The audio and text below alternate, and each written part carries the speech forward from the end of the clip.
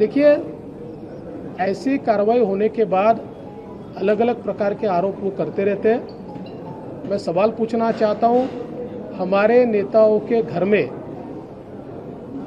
अधिकारियों को भेजकर उसका नाप लेकर जहां कोई भी गलती नहीं है ऐसी जगह पर भी कार्रवाई करने का काम ये करते हैं, तो हम कहते हैं कि ठीक है, अगर ये कार्रवाई हो रही है तो हम लोग कोर्ट जाएंगे, हमारा न्यायालय पर पूरा विश्वास है।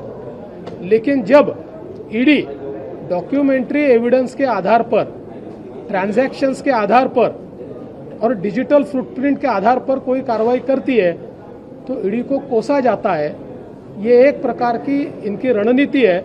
मुझे ऐसा लगता है कि उन्होंने ही शुड कम क्लीन। जिस तरीके से लाउड स्पीकर को लेकर आपके मुंबई के तमाम सारे नेताओं ने कई जगहों पर शिकायत की, पुलिस कमिश्नर से मुलाकात की, सरकार के लोग कह रहे हैं कि आप यहाँ पर बीएमसी चुनाव है इसलिए हिंदू मुस्लिम लाने की कोशिश कर रहे हैं। देखिए, सवाल ये है कि लाउड स्पीकर का मुद्दा ये माननीय उच्च न्यायालय ने एक निर्णय के तहत कहा हुआ मुद्दा है।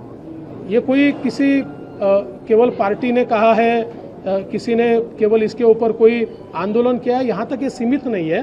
तो इसके ऊपर बहुत ही स्पष्ट निर्णय ये उच्च न्यायालय ने दिया हुआ है और उस निर्णय को भी माना नहीं जाता। मैं तो ऐसा मानता हूँ कि ऐसे समय उच्च न्यायालय के निर्णय का पालन करने की जिम्मेवारी सरकार की होती है। सूडो सेक्युलर्स की लाइन में उद्धव ठाकरे जी भी शामिल हो गए, ऐसा अब ध्यान में आता है, क्योंकि हाईकोर्ट के कहने के बाद भी वे लाउड स्पीकर पर कार्रवाई नहीं करते, लेकिन हनुमान चालीसा के लाउड स्पीकर उनके राज में जब्त होते हैं। तो इसका सीधा मतलब ये है कि अब सूडो सेक्युलर्स की राजनीति में उद्धव ठाकरे जी भी शामिल हो गए। चलिए, बहुत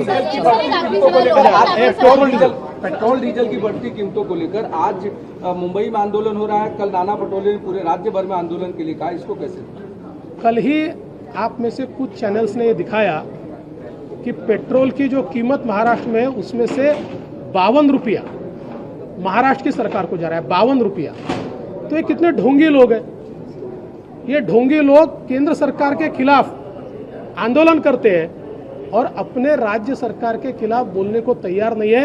अरे 52 रुपये में से कर दीजिए ना 25 रुपये कम, किसने आपको रोका है? 5 रुपये तो कम कीजिए। आप नहीं कर सकते क्योंकि आपको पूरी राजनीति करनी है। इसलिए मुझे ऐसा लगता है ये ढोंगियों का ढोंग जनता के सामने खुला हो गया है, नौटंकी है।